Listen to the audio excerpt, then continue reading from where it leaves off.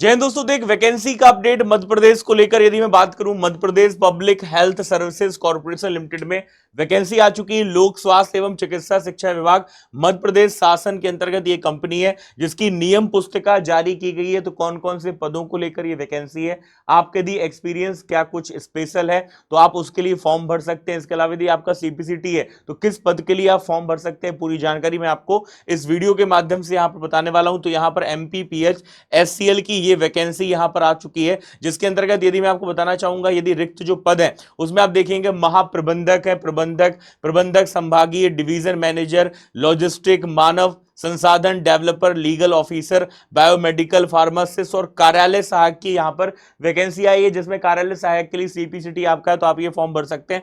8 यहां पर कुल पद है। इसके अलावा संविदा के आधार पर प्रतिमाह 22,100 रुपए यहां पर वेतनमान आप यहां पर इसके अंतर्गत देख पा रहे हैं। साथ ही साथ उपरोक्त पदों हेतु अनिवार्य एवं वांछनीय शैक्षणिक योग्यता अनुभव जो है वो आपका निर्धारित किया गया, जो मैं आपको यहां पर बताने वाला हूं। इसके अलावा आप देख सकते हैं ऑनलाइन जो पंजीयन और आवेदन आपके फॉर्म भरना स्टार्ट हो गए, 25 मई से आपके फॉर्म भरना स्टार्ट हो गए। इसकी जो लास्ट डेट रहेगी ये 24 जून 2026 यहां पर रहने वाली है। त्रुटि सुधार करने हेतु जो तिथि है वो 22 जून 2026 इसके अंतर्गत आप देख रहे हैं। इसके अलावा 100 प्रमाणित दस्तावेज जो आपको स्कैन करने होंगे वो कौन कौन से, वो भी यहां पर आप स्क्रीन पर प्रॉपर तरीके से देख पा रहे होंगे। ठीक है, इसके अलावा बोला गया एमपी ऑनलाइन के द्वारा उपरोक्त अनुसार ऑनलाइन प्राप्त आवेदनों की शॉर्ट लिस्टिंग तथा विस्तृत परीक्षण किया जाएगा और अभ्यर्थियों की परीक्षा एमपी ऑनलाइन के द्वारा यहां पर आयोजित करने वाली है। और साथ ही साथ प्रश्न पत्र का जो सिलेबस है वो एमपी ऑनलाइन की वेबसाइट पर प्रदर्शित यहां पर होगा। वरीयता निर्धारण हेतु दशमलव के बाद 2 अंकों तक को विवेचना में यहां पर लिया जाएगा, ये भी यहां पर मेंशन किया गया है। और ये बोला गया जिनका अधिक अनुभवी अभ्यर्थियों का यहां पर यदि एक्सपीरियंस हम बात करेंगे तो उनकी प्राथमिकता यहां पर पहले दी जाएगी। जिनकी अधिक शैक्षणिक योग्यता है उनको भी प्राथमिकता इसके अंतर्गत दी जाएगी। कंप्यूटर संबंधी ज्ञान वाले अभ्यर्थियों को भी यहां पर प्रायोरिटी इसके अंतर्गत दी जाने वाली है। तो ये पूरी आप अपडेट इसके अंतर्गत देख पा रहे हैं। इसके अलावा दोस्तों मैं आपको बताना चाह रहा हूं यहां पर कौन कौन सी इसके अंतर्गत वैकेंसी है, जो पद आप इसके अंतर्गत देख पा रहे हैं। तो आप देख सकते हैं इसमें जनरल मैनेजर आपको यहां पर पोस्ट दिखाई दे रही है, जिसके अंतर्गत आप यहां पर जनरल मैनेजर के अंतर्गत देख पा रहे हैं कि एज लिमिट 18 से 40 है। क्वालिफिकेशन की बात करें, एक्सपीरियंस की बात करें तो इसके अंतर्गत एक्सपीरियंस भी आप यहां पर देख पा रहे हैं कि कितना यहां पर हमें साल का एक्सपीरियंस इसके अंतर्गत चाहिए। इसके अलावा दोस्तों दूसरी जो वैकेंसी है वो आप यहां पर देखेंगे तो यहां पर आप इसका जॉब डिस्क्रिप्शन भी देख पा रहे हैं कि किस क्या इसमें जॉब प्रोफाइल इसके अंतर्गत यहां पर होने वाला है। चलिए आगे यदि हम बात करते हैं तो आगे यहां पर जो नाम आता है अगली यहां पर वैकेंसी पद का वो है जनरल मैनेजर आईटी के अंतर्गत। जनरल मैनेजर आईटी की ये वैकेंसी है, जिसके साथ में आप यहां पर देख रहे हैं जो क्वालिफिकेशन डायरेक्ट रिक्रूटमेंट के अंतर्गत है। यहां पर आपका बीटेक इंफॉर्मेशन टेक्नोलॉजी आईटी के अंतर्गत है। ठीक है, इसके अलावा एक्सपीरियंस भी आप इसके अंतर्गत यहां पर देख पा रहे हैं। चलिए आगे हम यदि बात करेंगे तो आगे दोस्तों ये आपकी जॉब प्रोफाइल क्या कुछ रहेगी वो सारी चीजें यहां पर दी जा रही है। इसके अलावा आगे यदि हम बढ़ते हैं तो यहां पर अगली जो यहां पर नाम आता है वो मैनेजर का दोस्तों ड्रग्स एंड कंज्यूमर्स के अंतर्गत आपका आ रहा है, जिसमें एज लिमिट आपकी 18 से 40 है। B pharma, M pharma, MBA in pharma है ना, मैनेजमेंट के अंतर्गत आप देख रहे हैं, जिसमें एटलीस्ट 4 साल का आपका सर्विस एक्सपीरियंस यहां पर आपको देखने को इसके अंतर्गत यहां पर मिल रहा है। चलिए जॉब आप प्रोफाइल इसके अंतर्गत देख पा रहे हैं। अगला यहां पर जो नाम आ रहा है वो मैनेजर फाइनेंस का है, जिसके अंतर्गत आप देखेंगे तो यहां पर जो एज लिमिट है वो भी 18 से 40 आप यहां पर देख पा रहे हैं। इसके साथ में रेगुलर या फुल टाइम एमकॉम और एमबीए फाइनेंस के अंतर्गत 2 साल का एक्सपीरियंस यहां पर मांगा गया है। इसके अलावा दोस्तों आगे यदि हम बढ़ते हैं तो अगली यहां पर जॉब प्रोफाइल इसी के अंतर्गत आप यहां पर स्क्रीन पर देख पा रहे होंगे।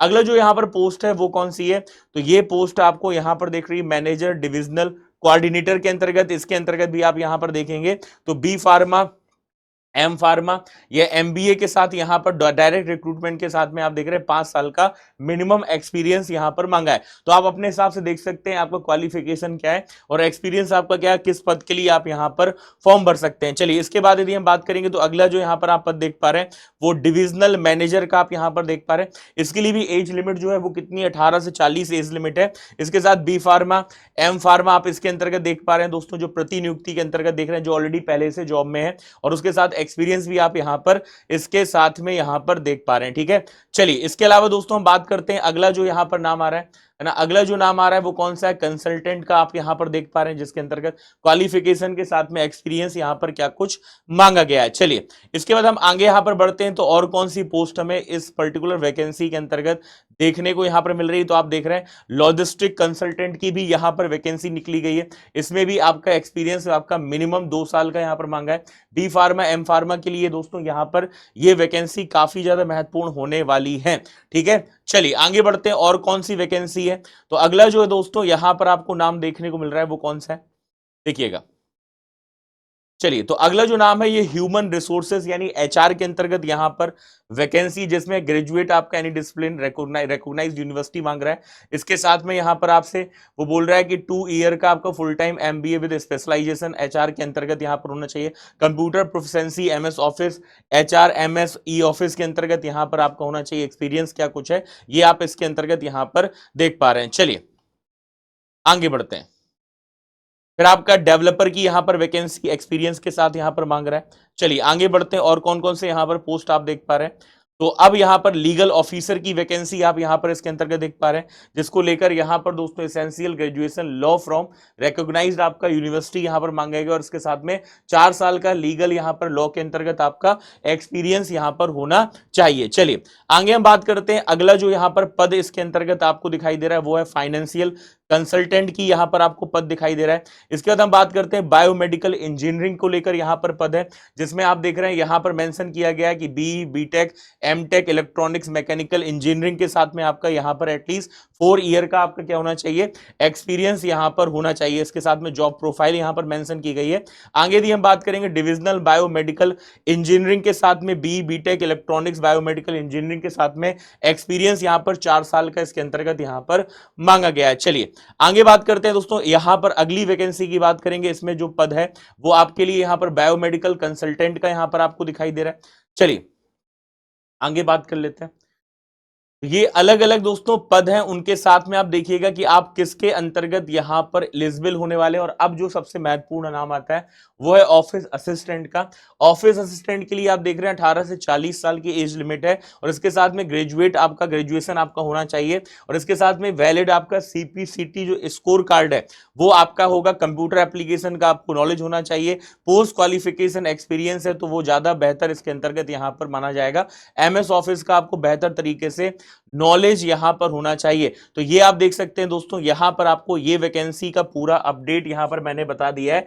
तो अब आप लोग अपने एक्सपीरियंस के हिसाब से इस वैकेंसी के अंतर्गत देख लीजिएगा किस पोस्ट के लिए आप एलिजिबल हैं। इसकी पीडीएफ आपको एमपी एग्जाम वाला टेलीग्राम चैनल पे मिल जाएगी। तो एक बड़ी अपडेट थी Madhya Pradesh public health service corporation limited की इस वैकेंसी को लेकर, और इसी तरीके के अपडेट के लिए जुड़े रहें एमपी एग्जाम वाला के साथ में।